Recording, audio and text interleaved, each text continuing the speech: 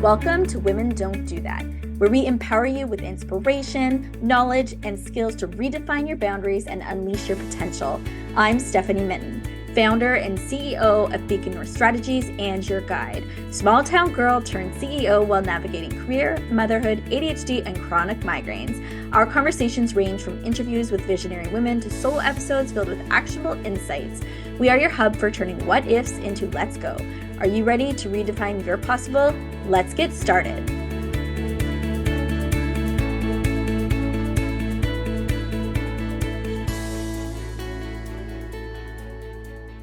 Welcome to the Women Don't Do That podcast. This week we are doing a solo episode, which is where I talk about something I'm going through or teach you something that I've learned. And today we're going to be talking about how to get through tough times. And I'm going to be talking about my experience with chronic illness, which for me is chronic migraines. And we all have times where life throws challenges at us, sometimes unexpected, sometimes it feels like things come out of nowhere. And we're going to talk about how we get through these difficult things when things really can feel impossible.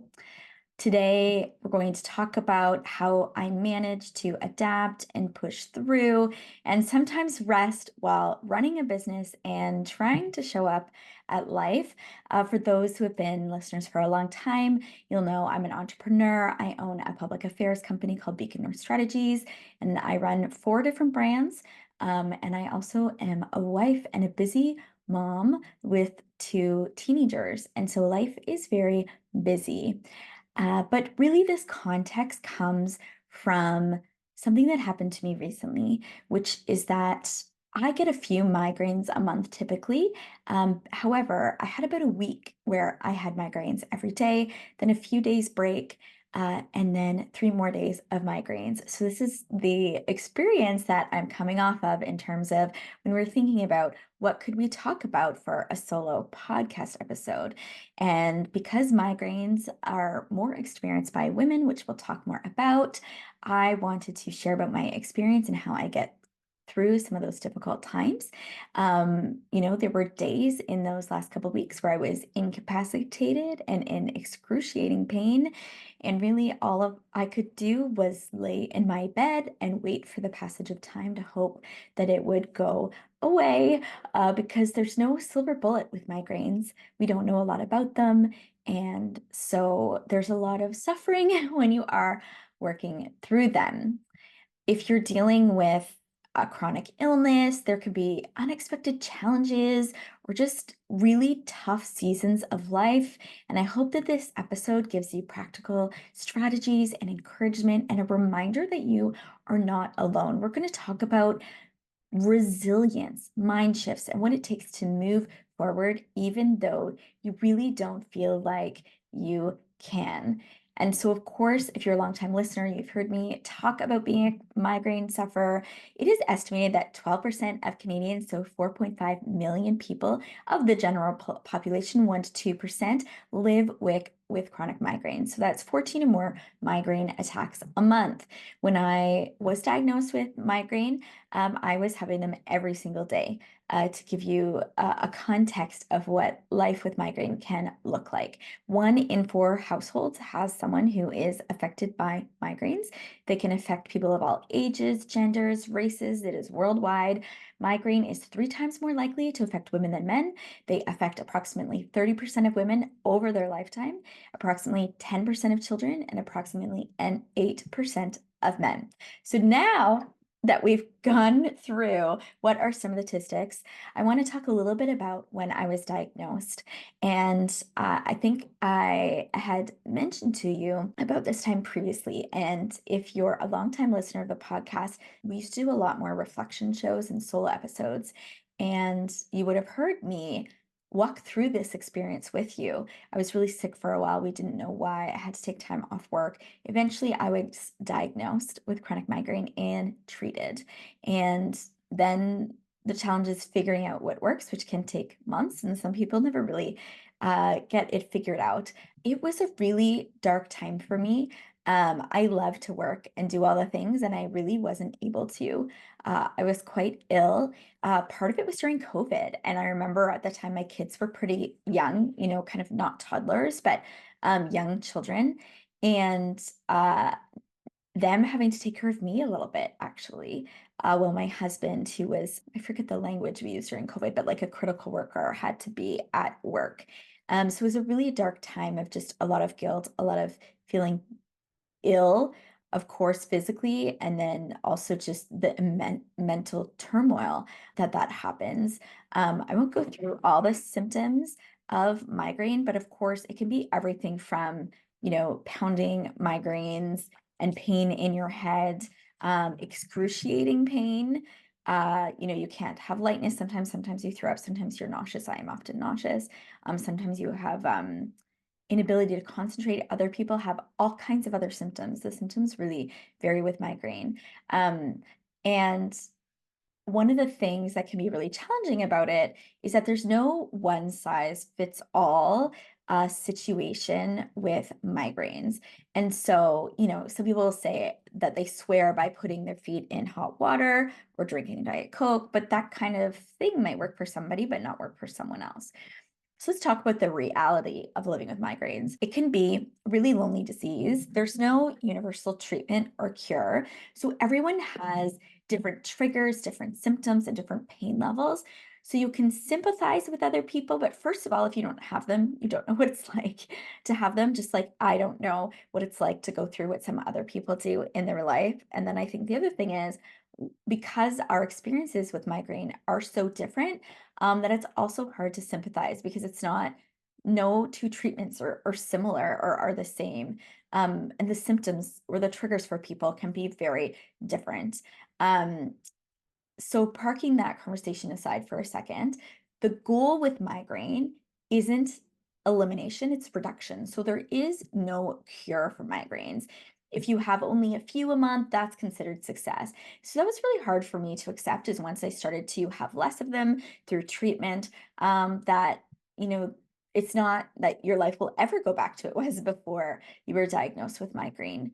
But that there is a new normal for you. And that's actually really hard to accept. And you have to make a lot of changes in your life and your work to allow time to one, take care of yourself, and two, for when you do have days where you are ill, that you can be ill. It's one of the reasons I own my own business. I have more control of my schedule. Um, and it has been really critical, I think, to my success as a professional. There are days it would be very challenging for me to work for someone else. And actually, it was during that time off of work when I was really struggling, where someone else with migraine gave me that advice of, if you become an entrepreneur, uh, then that can be easier for someone that has migraine. I still struggle with not kind of filling up my schedule over the brim, but at least it's my decision whether or not I need to, just go rest one afternoon. I don't have to ask anybody or talk to anybody or feel guilty about that. And it's also one of the benefits now. I'm at the point where I have some staff. So I not only can I step away if I need to, but I have other people to step in for me as well. Um, and I try to get things done ahead of time, for instance, so that it doesn't cause issues with client work and things like that. I'm a consultant. And I think I do a good job of showing up for my clients. I know I do. I have a lot of repeat customers. And so I'm able to successfully run a business and have this in my life, which I'm grateful for. A lot of people that have migraine can't work at all. And the statistics on that are pretty high as well. And so I can appreciate some of those challenges. My personal biggest triggers are for my menstrual cycle. So whatever treatments and stuff that I'm taking, I have to up them during just ahead of my menstrual cycle. The weather, which unfortunately there's no solution for the changes in the barometric pressure. Remember one day going to talk to the neurologist about it and being like, oh, like, you know, is there nothing that you can do like when it's a weather related migraine? And she's like, no. So that's depressing, because there's just no relief. You can't control it. And so the spring is often a really challenging time. And of course, sometimes stress for me is a trigger, so I have to be careful about managing my lifestyle. For instance, if I put on a big event, I often have a migraine the next day. And so making sure that my next day after an event isn't, full of all kinds of things, um, is something I have to do. And then there can be other triggers too. I have other random ones like lights, which is, I guess, not that random. Lots of people with migraine have them, but I have all these beautiful light setups that I actually can't use for the podcast. I started using them more consistently recently and had a migraine after every episode. So, unfortunately, we are stuck sometimes with not the best lighting. And luckily, my office has a beautiful window here. So, a lot of the time, the lighting isn't that bad.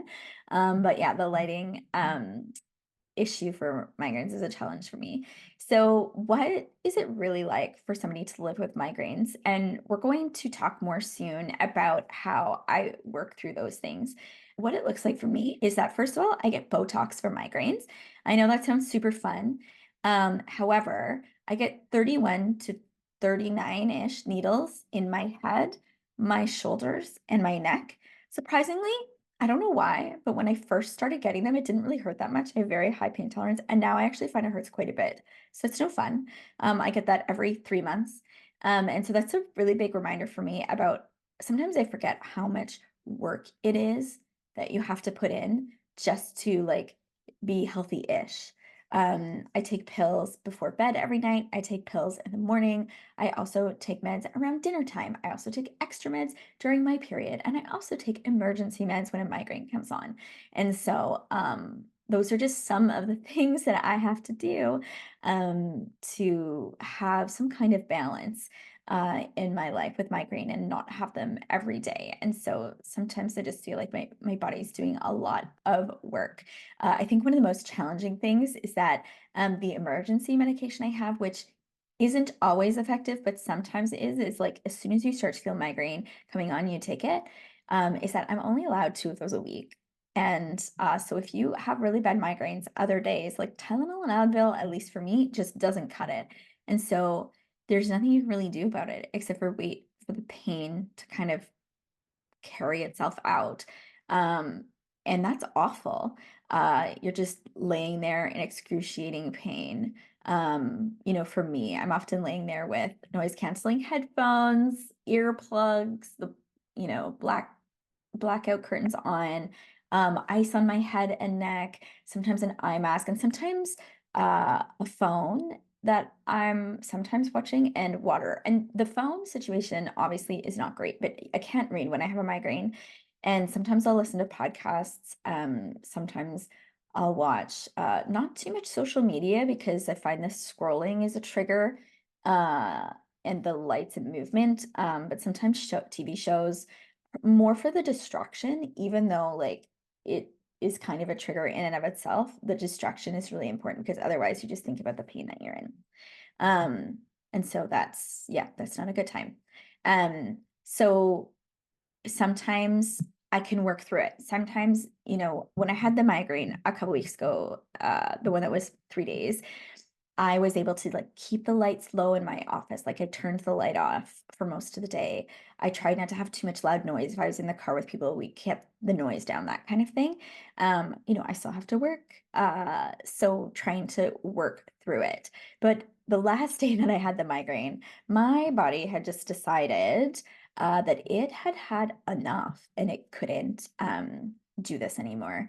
And so I was then at the point where I had to cancel my meetings. I couldn't function. I couldn't think straight. I emailed somebody in my office and they put my out of office on. I didn't even wasn't even able, nor did I think to like tell other people in my office. Somebody canceled my meetings and I just went into bed. And at that point you're so sick and ill and in so much pain that it actually you can't do anything. There's nothing you can do about it. Even if I wanted to staying at my desk and working, it's not a thing. And maybe I should have tried to slow down a little bit more in those beginning days.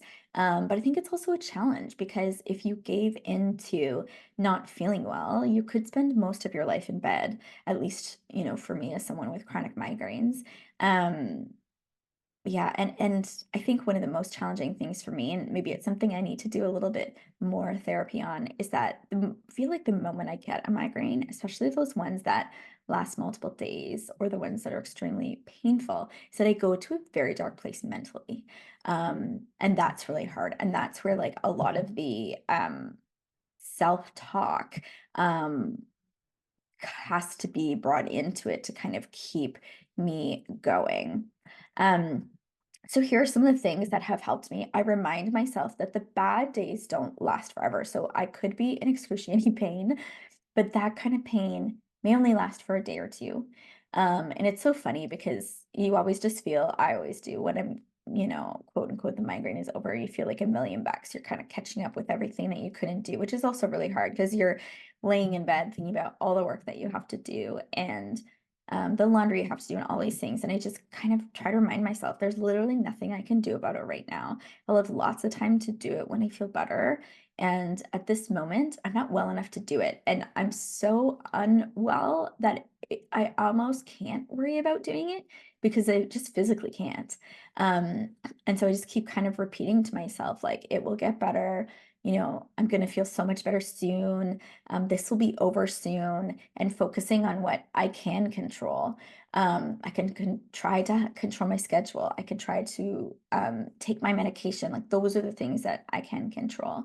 And thinking about the things that I can look forward to when I am feeling better. I also recognize that for some people with their illnesses or challenges they have, they aren't things that get better. I know people with chronic pain, for instance, and they never get a break. And so I feel very lucky that I do have those moments where I do feel really good and really sympathize with those that, some of these techniques might be really challenging because maybe you don't feel like you have those to look forward to. Maybe you have better days. Maybe they're not perfect, but they're better days. And that's something to hold on to. So, the mental health strategies, as I talked about, are some of the things I say to myself, but also opening up to my network. I let my, friends and family know that I'm not feeling well. Um, and they can check up on me, bring me ice. Sometimes people will call and say, like, do you need, or text me and say, like, do you need me to get you anything? And I'm not always good at like saying, yes, it's probably something I need to work on, but every once in a while, when it's really bad, I've had to. My husband travels for work. And so sometimes my kids can't go to their evening activities if I don't have a backup driver. Other times, there's been somebody available to help. Um, my kids are old enough now that they can help make dinner. So that's made a really big difference. When they were younger, all of these things, you either have to work it through yourself or find somebody to help you. So I do try to give myself permission in those dark times to take care of myself and rest. And I think realistically, I say that, but I don't have a choice. It's like you have to because you literally can't function and you're in so much pain. You can't be in a room with lights, you can't be sitting up, you can't think straight, and your head is pounding and you're literally in excruciating pain.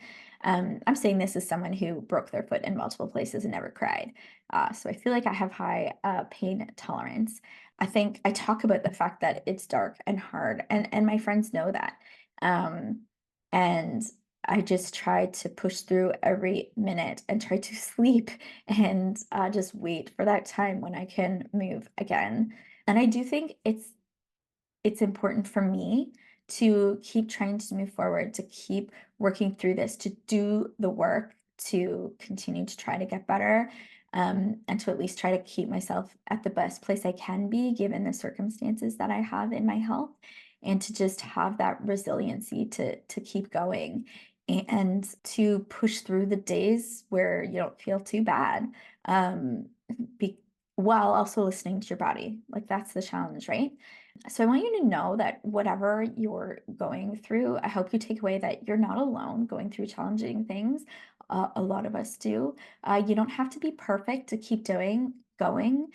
Some days just showing up is enough. You can redefine success, which is really hard. I am a very high performer. I would probably argue that I still output more than most healthy people, which is maybe something I've learned from my mom, who's a really hard worker. However, I do think my capacity has decreased, and that was really hard for me to accept. I'm much better about it now, but when that first started to happen to me, I had to go to therapy to work through that, because it was really challenging for me.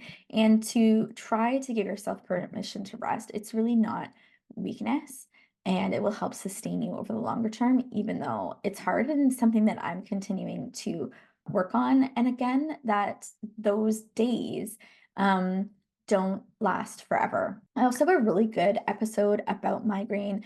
This, today was more my personal story and some of the things I go through to help get through those dark times. But there is an episode, it's episode 157. It's called Decoding Migraines Insights from Leading Neurologist Dr. Elizabeth LaRue. She is one of the leading neurologists on this in Canada. And I did an episode with her all about kind of like the facts about migraine, the symptoms, the treatments, all of those kinds of questions. So it's a really great episode. We can link it in the show notes for you.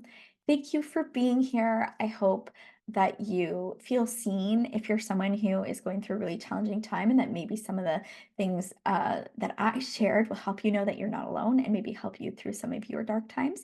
Feel free to share with me. I always find it really helpful when people share with me in DMs, especially on Instagram, about the things that they're going through with migraine or whatever challenges you are experiencing. And it's even helpful for me to know what kind of tips and things help you through those challenging times as well, because maybe they're things that I can benefit from. So please do share and say hi, and thanks for being here. Until next time. Thanks for joining us on Women Don't Do That. Don't forget to subscribe and leave a rating or review. Connect with us on Instagram at Women Don't Do That, and visit our website www.womendon'tdothat.com for more details. Join our Patreon to support our work. Find all of the links in the show notes. Remember, you have the power to transform your what ifs into let's go. Together, let's redefine your possible. Until next time. The opinions expressed by guests are their own and do not necessarily reflect the views of Women Don't Do That, Stephanie Mitton, or affiliated brands.